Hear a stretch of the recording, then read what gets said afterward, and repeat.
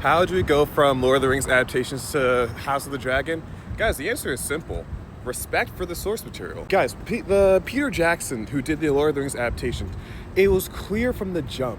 He not only absolutely adored the books, but he also adored the vision behind the books. He had such an intricate knowledge of all the different things that happen on a cellular level. Tolkien probably had a million different threads that he was planning on using through the books. Peter Jackson saw that, respected it, and barely made any changes for his adaptation, right? And you know it ripped his heart out to exclude certain things from the books even too. That's why we have the extended editions. Now, let's look at Game of Thrones and House of the Dragon and how HBO has consistently treated George R.R. Martin. I'll give you a hint, not well.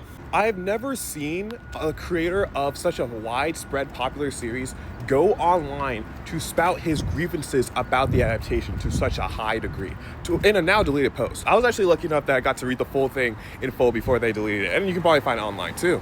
Clearly, the people who are making House of the Dragon don't see what George sees. They're like, oh, how can we improve it in our own way? Or, oh, how can we tell those stories that we want to tell in this story instead of just adapting the source material? There is a consistent reason why most times than not, whatever adaptation you're getting from the source material, if it's straying from the source material, it's probably not making it better. I think it's very, very rare that they ever make it better. Small book spoilers moving forward, small spoilers, but in the books, apparently there's a character named Nettles, and Nettles doesn't have a dragon this entire time, and at the very, very end of this whole war, she finally has her dragon, her dragon does hatch, or something like that. It's supposed to represent hope for the future and yada, yada, yada. For this House of Dragon adaptation, this character is removed entirely. It's almost as if the people adapting this material don't fundamentally understand the meaning behind the material or the meaning behind certain character choices that George made.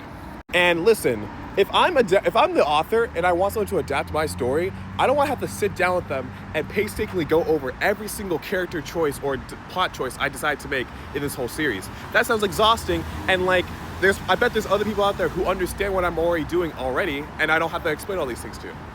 I know the creators like to say, oh, budget constraints or blah, blah, or child actors and this and that. No, that's not the reason why. The reason why you chose to make these decisions is because you think you can do better. You think that you can do a better job than George R.R. Martin. Simple as that. And there's a reason why you fail at every point. There's also the reason why A Night of the Seven Kingdoms is such a peak show. They're adapting that material so well. And honestly, I've never had such joy with a Song of Ice and Fire, Game of Thrones, etc. adaptation that I have with A Night of the Seven Kingdoms. That show is fun, and I'm just smiling thinking about it too. That's what happens when you have people adapting your show that actually respect your vision.